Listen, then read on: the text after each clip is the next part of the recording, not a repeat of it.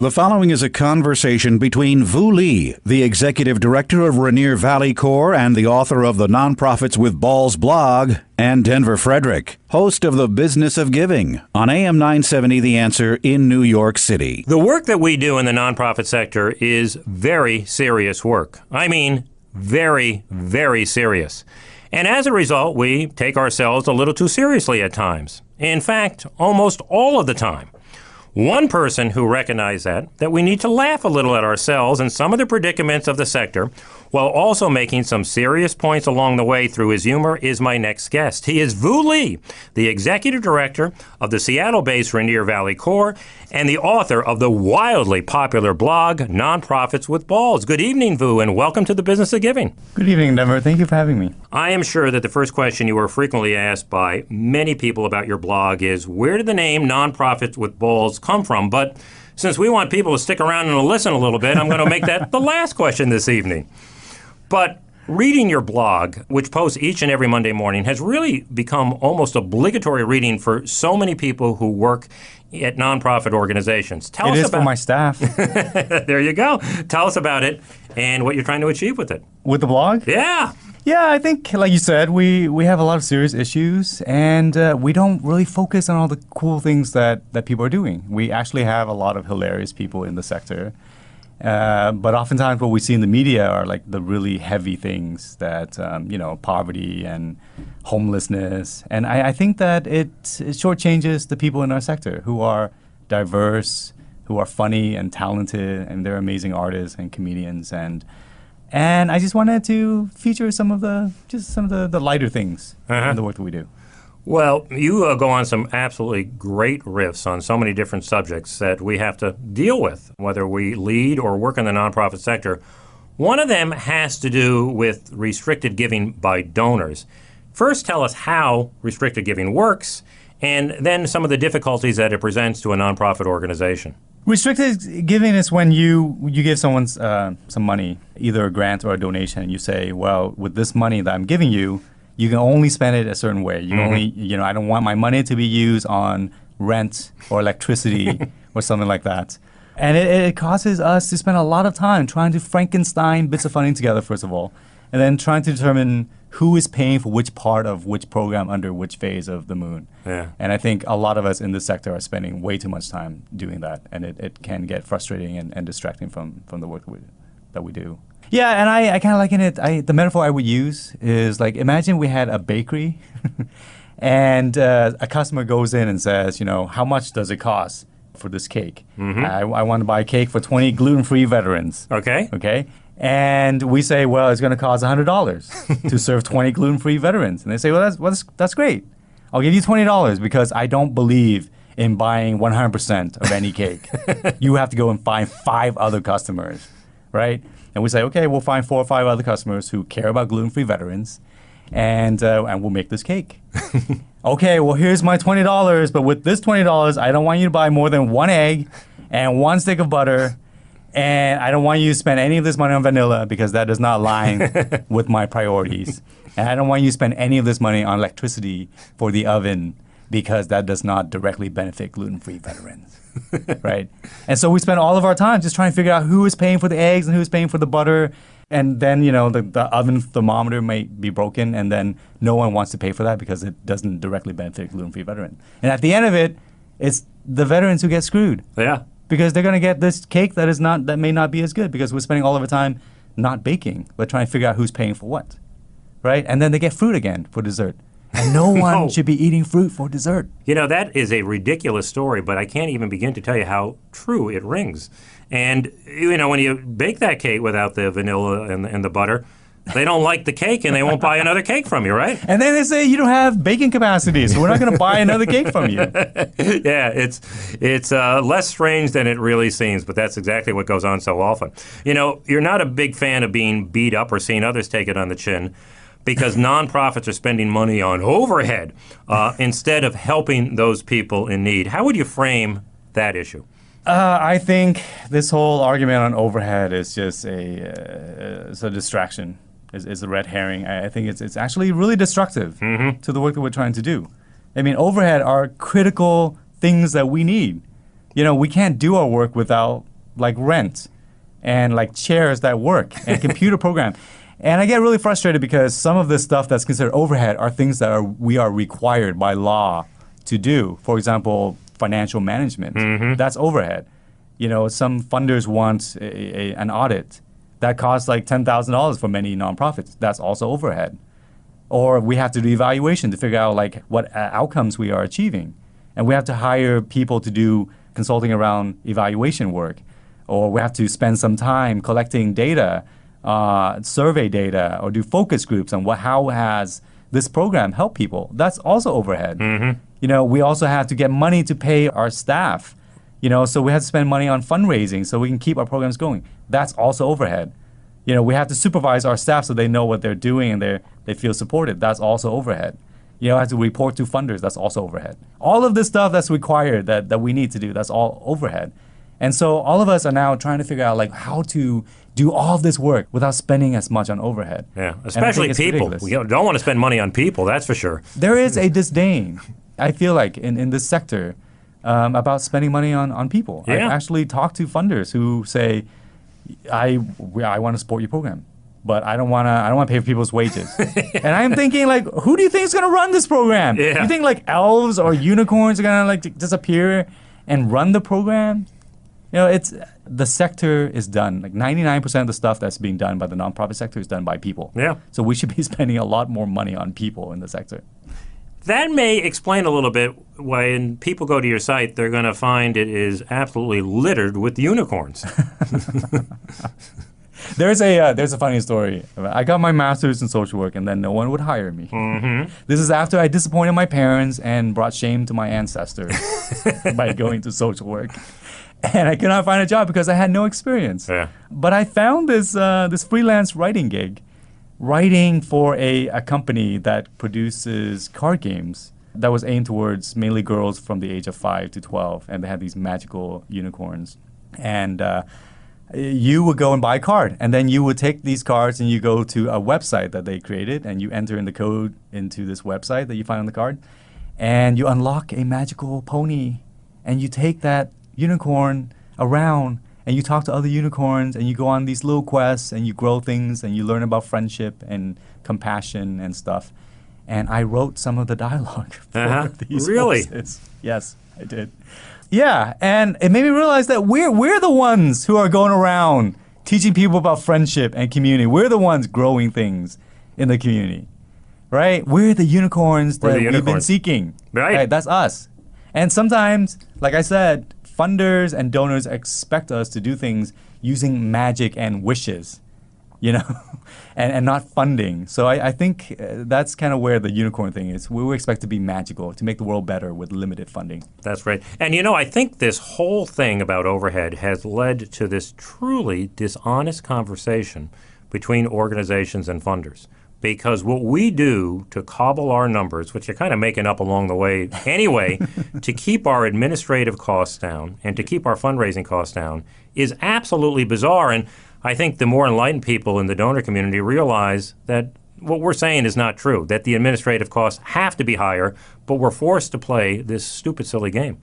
Yeah, I think I saw a report that says that most businesses, like their overhead is about 35, 40%. Right. How are we expected to do things with a lower number than that? And you're right, there is no standardized sort of way to determine what is overhead and what is not. So then we start allocating things to programs, and many of us just use arcane voodoo magic, using Excel to figure out and lower the indirect rates and things like that. And I don't think it's very good for our sector because we're just competing with one another in this sort of race to the bottom. Right? We need to be investing in more overhead. That's exactly right. We need to be investing in our staff who are qualified and make sure that they're happy because that is directly related to what they can accomplish and the quality of the programs we can deliver. By having more and better overhead to a certain degree, I'm not saying like everyone should be going out and getting Swarovski encrusted like business cards or anything, within reason, but like half of us are sitting on crappy chairs that we get from like a bank that moved or something. I was thinking about like reality TV shows. I know you were. Yeah. And one of the ideas that I had was the amazing free supplies race, where a bank decides to move, and it sends out an email to all these nonprofits like free supplies, and all these nonprofits rush to get the free supply. The scraps. Right. And we should not be spending our time. I remember when I was at my last nonprofit, the Vietnamese Friendship Association, and we were trying to get supplies because we were trying to save money. And we got all these desks that were like heavy wooden desks.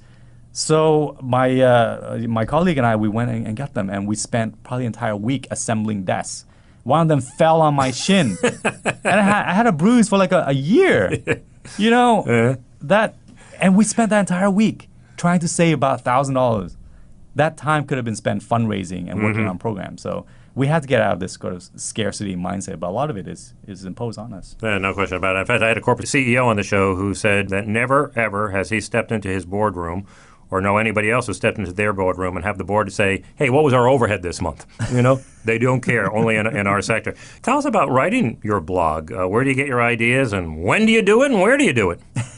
I run a nonprofit full-time. I'm the executive director of Rainier Valley Corps. And I've been doing this for a while now, and there's just so much stuff. Yeah. There's just so much material for us. I would love like these reality TV shows. We don't have a sitcom about nonprofit work. The closest is probably like Parks and Rec, which I thought was brilliant. Yeah. But I think that we need more of it because we have hilarious stuff. We have suspenseful things, you know. Mysteries. We filed at 9:90 on time, you know, stuff like that. But wherever I go, there's just lots of material, and I put it on my phone. I have this running list of topics I want to tackle. It's actually reached about 500 things now. Of things I want to. Well, you're write loaded about. then. That's right. I mean, do you find pressure in writing a blog every week? I think it's always difficult to write consistently, but you have an audience now who isn't looking, you know, for the merits of your content and say what a great point it is. They almost expect to be able to laugh or chuckle, and I would imagine that's not easy. It is challenging. Yeah, but it's also really fun because I get a lot of great feedback from readers. Both from the for-profits, from the nonprofit side, but also from funders. And well, tell us about some of that feedback. I'm sure you have a ton of readers, and I'm sure you get emails from them. Any of them interesting? Any of them really move you? Yeah, there's quite a few. I get emails from people who say, thank you, I thought I was the only one who thought that way. That's great. And for many nonprofits, they're really small. Yeah. There may be like 1 or 2 people there. And so who do you talk to about many of these challenges that you're facing when you're handling everything? And so I get good feedback from people who say, you know, thanks for making me feel less alone. And I really appreciate that because it inspires me to keep going. Sometimes I write about things that I find to be inequitable, such as the fact that we don't disclose salary ranges on job listings, right? And that just seems to be the standard thing to do.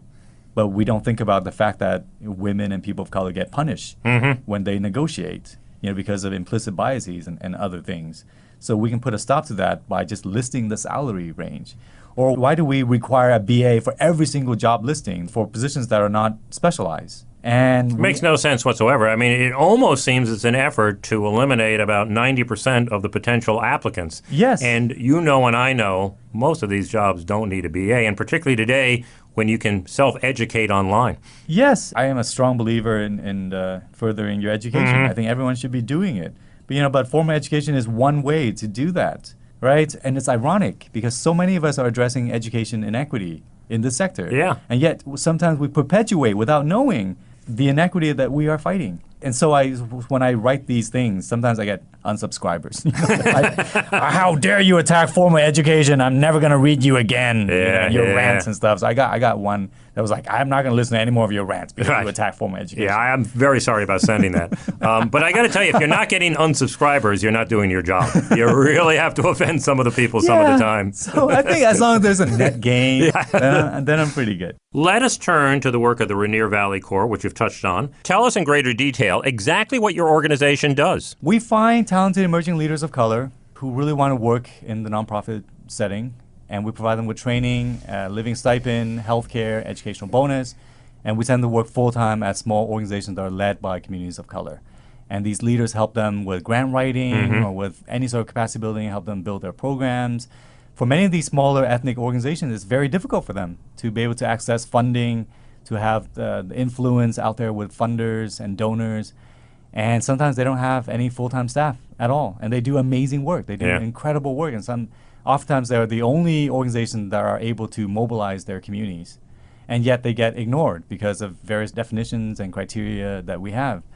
And so by having our fellows there, working with them to build the infrastructure and their programs, they can do a better job serving their communities. And then the leaders also get skills, and we hope that they'll stay in the sector and they'll rise up through the ranks to become leaders. But I'm also really excited about the fact that as we build these leaders up and we develop the capacity of these organizations led by communities of color, that they can start working together to address systemic issues out there. The dearth of people of color holding leadership roles in the nonprofit and philanthropic sector is really quite startling. What does the picture currently look like?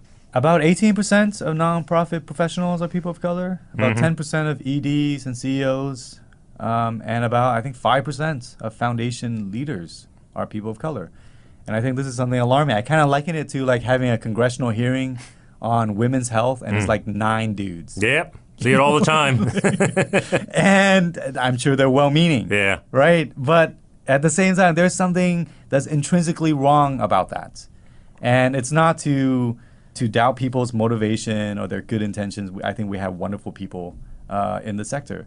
But the good intentions, that's just not enough for us to have good policies and programs now. And I've seen so many well-intentioned people creating policies that are harmful for many of the communities that they are trying to help. And I think that it's really critical for us to get the people who are most affected by injustice to be leading in the efforts to address them. And right now, that's not the case. We have some amazing people in the sector, but oftentimes they're overlooked, first of all. And then overall, we don't have enough people going into the sector or staying in the sector. And right now, for some reason, in Seattle, a lot of my friends are leaving the sector to become real estate agents. And that's strange. Yeah. Yeah. No, it's really not if you know the real estate situation in Seattle and New York. We're hitting the top. That's what that usually means. Yeah. And, it's also, I think, as you kind of alluded to there, it's more of a supply problem sometimes than a demand problem. That, because people who really excel, everybody wants them, but perhaps there's just not the volume because we're not supporting them at the lower ranks to begin to develop within the sector. Would that be right? I think we have this sort of belief that there are just people of color, like magical unicorns of color out there. And if we just do a better job recruiting them and outreaching to them, they'll come and join our boards and things like that. That's not true. If we really want that to happen, we have to be investing in pipelines of talents and so on. Otherwise, the people who keep getting asked to join boards and committees they're getting tired. Same people. The same people who are brilliant leaders, brilliant, attractive people. That's what I asked all the time to join committees. And the other thing you get asked all the time is to come to our summit or conference, and that's the way they kind of reach out and embrace communities of color. You're not a big fan of attending all these summits and conferences, are you? Well, I think it really depends on how it's being run and what is the intention and what is their intentionality around implementing suggestions that communities have. In Seattle, I joke that if you're walking down a dark alley at night and you feel like someone is following you, it's probably someone trying to invite you to a community engagement summit. And then he's like, hey, buddy, you want to come to this equity summit? I got some sticky dots for you. There you go, 9 to 9:45. And then they get there and they put their sticky dots on the wall and put their, I'm going to vote on these priorities, which will then get cherry-picked and ignored. So what is the incentive for people to be engaged civically if all the things that they care about and they vote on just totally get steamrolled?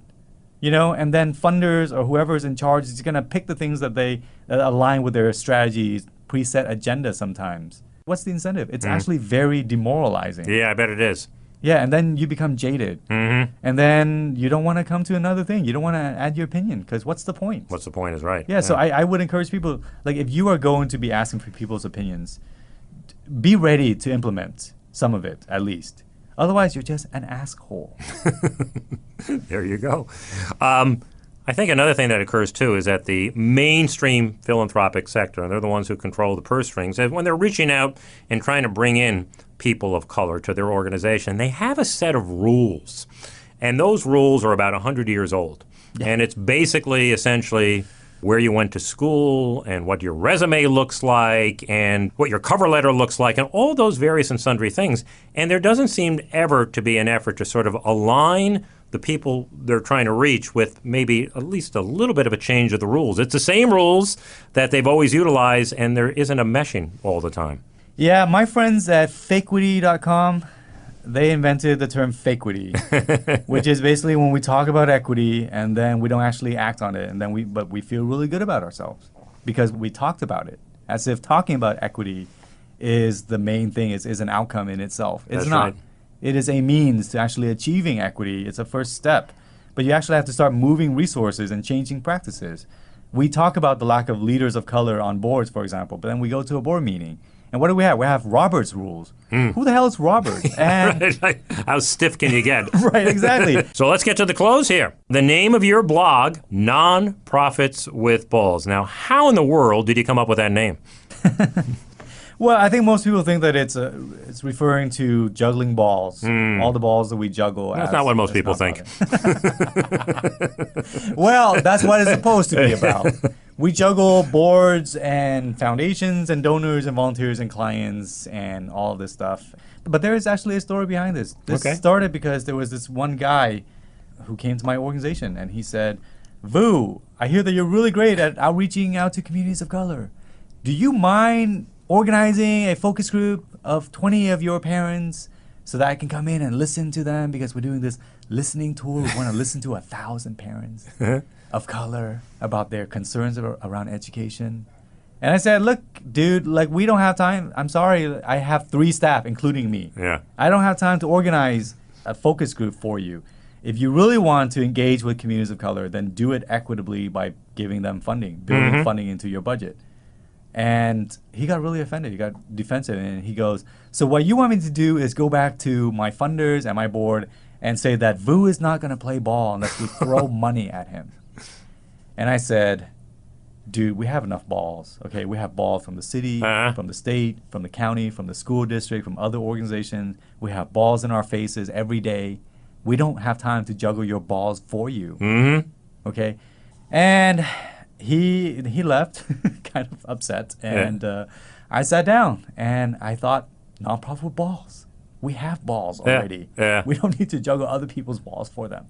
Yeah. And that's the name of the blog. Well, and to the extent there's a double entendre, you probably, when you started it, never thought that billions of people would be reading it. So Yeah, if I could go back in time, I might not select this. yeah, I think it's actually worked pretty well for you, though, to tell you the truth. Well, Vu Lee, the executive director of the Rainier Valley Corps and the author of Nonprofits with Balls blog, thanks for being here this evening. If listeners want to read the blog or maybe send a few bucks your way to help support the work of your organization, what would you have them do? Please go to rainiervalleycorps.org. Yeah, and click on the donate button. That sounds great. Well, it was a great pleasure, Vu, to have you on the program. Thank you so much, Denver. The Business of Giving can be heard every Sunday evening between 6 and 7 p.m. Eastern on AM 970 The Answer in New York and on iHeartRadio. You can follow us at Biz of Give on Twitter and at Facebook.com/businessofgiving.